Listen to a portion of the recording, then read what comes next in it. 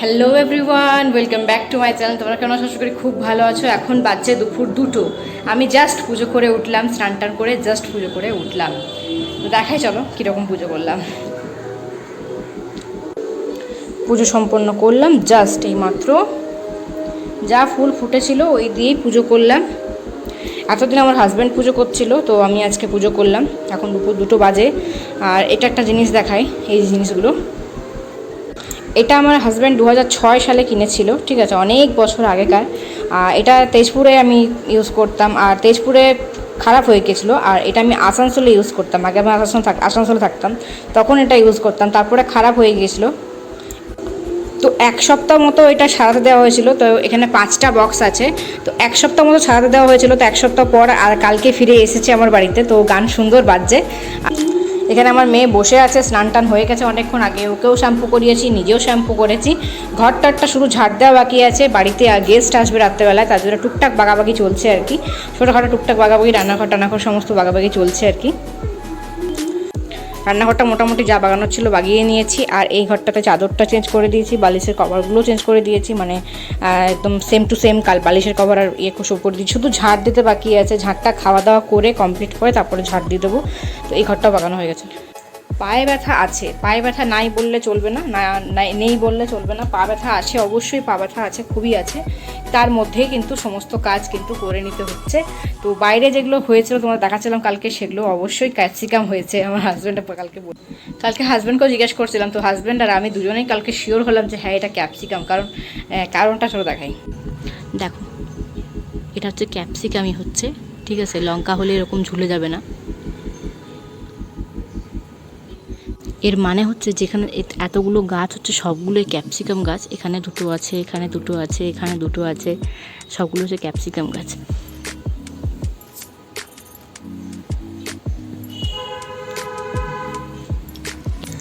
এখানে ধুত্র ফুলটা কিন্তু কোনো হয়নি, মানে কড়ি জাস্ট হয়ে আছে। কিন্তু ওইদিকে একটা ধুত্র গাছ, ওটাতে কিন্তু কড়িটা অনেকটাই বড় হয়ে গেছে।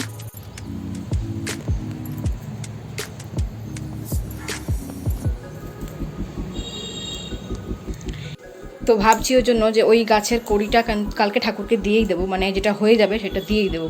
যতটুকু ফুটে থাকুক সেটা দিয়ে দেবো ঠাকুরকে, তাহলে অ্যাটলিস্ট সোমবারে দিতে পারবো ঠাকুরকে, সেরমা চাপাতে পারবো নিজের গাছের ফুল, তাও আবার ধুতরা ফুল।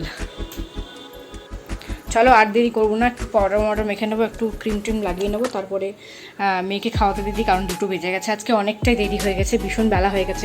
টুকটাক কাজ করতে করতে অনেক দেরি হয়ে গেছে। রান্নাবান্না কী করেছি অবশ্যই দেখাবো, চলো। এখানে বেশি করে একটু পাউডার মেখে নিলাম, এত ঘামমাচি বেরিয়েছে এই গরমে, কি ঘামমাচি বেরিয়ে গেছে ভাবো। তাহলে এত বড় গরমটা এখনো পড়ে আছে, মানে ওই গরমটা যে কী হবে আর জানি না। আর এইটা নিয়ে এসেছিলাম সেদিনে সিঁদুরটা, তো এটাই করবো আজকে। তো এই হচ্ছে প্রোডাক্টটা, এটাই আমি ইউজ করি। তো এটা নিয়ে এলাম, চলো এটা পরে নিই সিঁদুরটা।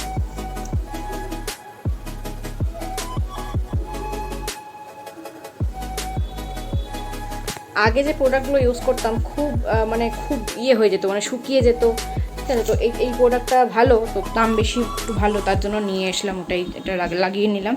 চলো আর দেরি করবো না, পুরো জ্বলছে গরমে।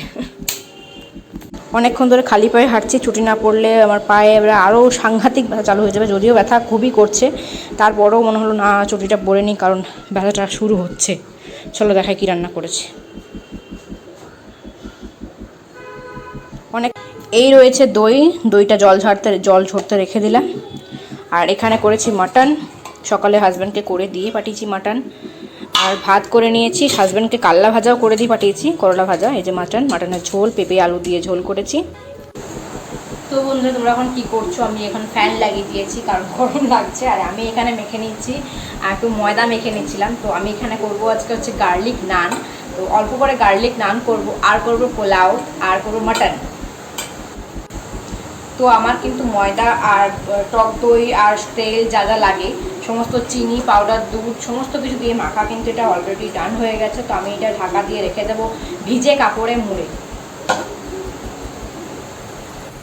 এটা ভিজে কাপড় দিয়ে পুরো মুড়ে দিলাম। এটা রুমাল, সুতির রুমাল, একদম ভালো করে ধুয়ে নিলাম। এটা ধুয়ে কেচেই রেখেছিলাম, আবার জল দিয়ে ভিজিয়ে নিলাম, ভিজিয়ে একদম ঢাকা দিয়ে রেখে দিয়েছি। এবারে একদম টাইট ঢাকা দিয়ে রেখে দেবো এটা একদম 3-4 ঘন্টার জন্য। তো নানের সাথে যদি একটু রায়তা লাগে তার জন্য টক দই আমি এনে রেখেছিলাম, তো সেই টক দইটা এখানে বার করে নিলাম, প্যাকেটটা ফেলে দিলাম আর বার করে রেখে দিলাম এখানে। আর চলো পোলাওটার সমস্ত জোগাড় যন্ত্রটা করে রাখি আর মাটনটাও বার করে সেদ্ধ করে রাখি। এই হচ্ছে মিষ্টি, রসগোল্লা আছে আর পান্তুয়া আছে, তো এগুলো আমি কিনে রেখেছিলাম সকালবেলাতেই, কিনে নিয়ে চলে এসেছিলাম সকালেই।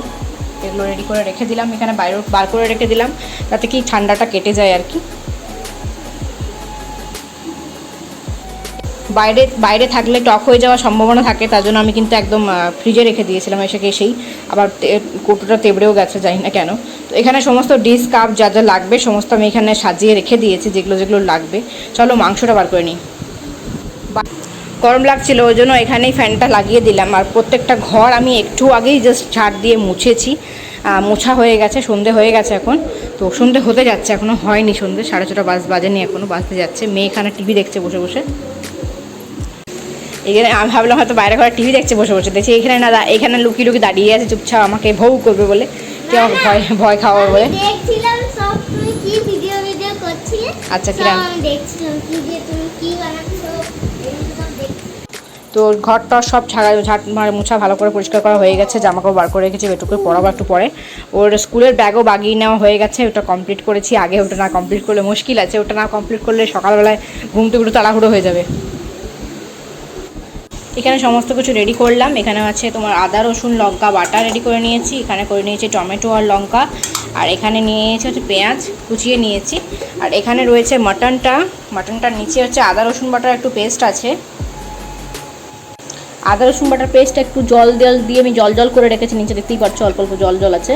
তো এটা আমি মিশিয়ে দেবো, কারণ আদা রসুন বাটার মিশিয়ে দিলে এই জলটা সমেত আমি ফোটাবো, তাহলে কী হবে বলতো, একটা আদা রসুন বাটার টেস্টটা ভালো আসবে। এটা কিছুক্ষণ ঢাকা দিয়ে রেখে দিই, কারণ এটাতে আমি আদা রসুন বাটাটার পেস্টটা মেশালাম, তো ঢাকা দিয়ে এটা রেখে দিলাম।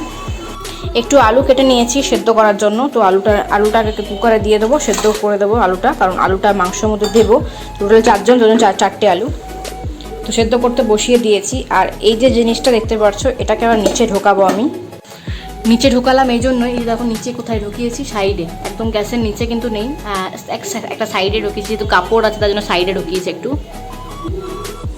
তো এটা ঢোকানোর কারণ হচ্ছে যে এই হিটটাও পাবে, তো হিটটা পেয়ে ও আরও ফ্লাপি হবে আর জিনিসটা আরও সফট হবে। তো সেক্ষেত্রে ময়দার যে নানটা আমি করব সেটা অনেকটা টেস্টি হবে এবং অনেকটা স্পঞ্জি হবে। তো আলুটা সেদ্ধ হয়ে গেলে আমি মাটনটা চাপিয়ে দেবো সেদ্ধ করার জন্য, তারপরে আমি কষাবো, তো সমস্ত সবজি দিয়ে, সমস্ত পেঁয়াজ দিয়ে কষাবো আর কি। সবজি বলছি, মাথা খারাপ হয়ে গেছে আমার। চলো আমি নিজের ড্রেসটা চেঞ্জ করে নিই, কারণ ওরা কখন চলে আসবে বুঝতে পারছি না। এখানে আমার পোলাওটা কিন্তু হয়ে গেছে, এটা আমার দমে বসানো আছে, মানে হয়ে গেছে কমপ্লিট, এটা সেদ্ধ হয়ে গেছে। এবার ঝুরঝুরে করার জন্য এরকম প্রসেস আমি করে রাখি, মানে গ্যাসের ওভেনের মধ্যে রেখে দিই, এতে জলটা পুরো টেনে নেয়, এতে খুব সুন্দর পোলাও হয়, ঝুরঝুরে একদম।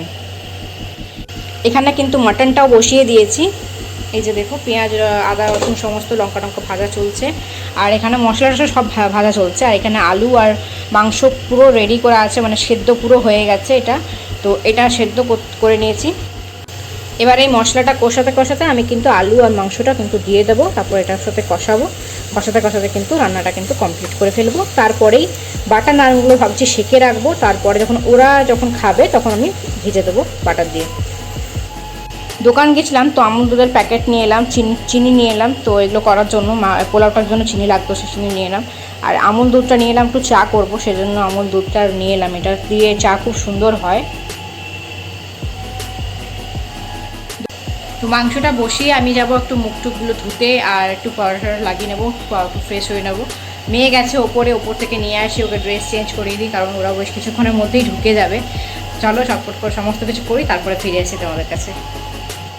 তো ওরা বললো বেরিয়ে গেছে, তো আমার হাজব্যান্ড চলে এসছে। তো এখানে নানগুলো আমি বাটার গার্লিক নানগুলো আমি করে নিচ্ছি। দুখানা নান কিন্তু কমপ্লিট হয়ে গেছে, এতটা সুন্দর হয়েছিল, মানে কি বলবো। বাটার দিয়ে কিন্তু ব্রাশ করা অলরেডি হয়ে গেছে, একটু বেশি বাটার দিয়েছিলাম, একটু সফট বেশি হয়, ঠিক আছে। তো দেখতেই পাচ্ছ ওরা চলে এসছে, আমার নানগুলো কমপ্লিট হয়ে গেছে। জাস্ট নান কমপ্লিট করে তেল বসিয়েছিলাম ফ্রেঞ্চ ফ্রাই করার জন্য। তো ফ্রেঞ্চ ফ্রাই প্যাকেট কিনে নিয়ে এসেছিলাম, তো ওটা ফ্রাই করে দিলাম, আর একটু চাট মশলা একটু বিট নুন দিয়ে ছড়িয়ে দিয়ে দিলাম। আর এখানে আমার মেয়ে গান করছে, শোনো।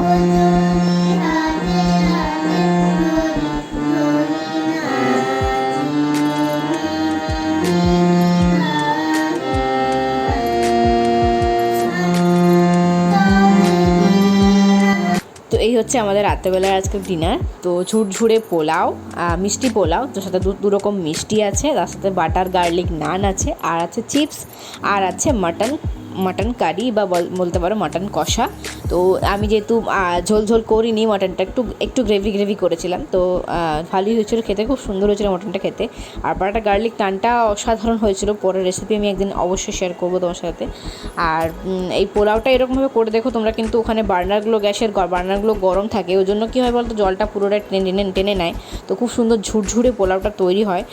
তোমরা অবশ্যই বানিয়ে কিন্তু খেয়ে দেখো। আর আমরা 4 জনই কিন্তু খেয়ে নিয়েছিলাম, ওদের দুজনকে প্রথম খেতে দিয়েছিলাম, তো ওরা বললো না তোরা একসাথেই বসবো 4 জন। তো আমরা 4 জন একসাথে খেতে বসে গেছিলাম। 4 জনের খাওয়া দাওয়া কমপ্লিট হয়ে গেছে, ওদের দুজনকে কোল্ড ড্রিঙ্কস দিয়ে দিচ্ছি, ওরা কোল্ড ড্রিঙ্কসটা খেয়ে নেক। আমরা দুজন কোল্ড ড্রিঙ্কস খাবো না, কারণ আমাদের দুজনকেই ডাক্তার বারণ করেছে খেতে। চলো, ওরাও বেরিয়ে গেছে, আমরা এই বাসন টাসন সমস্ত কমপ্লিট করি। ভিডিওটা ভালো লাগে থাকলে অবশ্যই লাইক করতে ভুলো না, এবং চ্যানেলে নতুন হয়ে থাকলে প্লিজ সাবস্ক্রাইবটা করে নাও, পাশে থাকা বেল আইকন অবশ্যই প্রেস করতে ভুলো না। চলো, দেখা হচ্ছে নতুন ব্লগে। টাটা।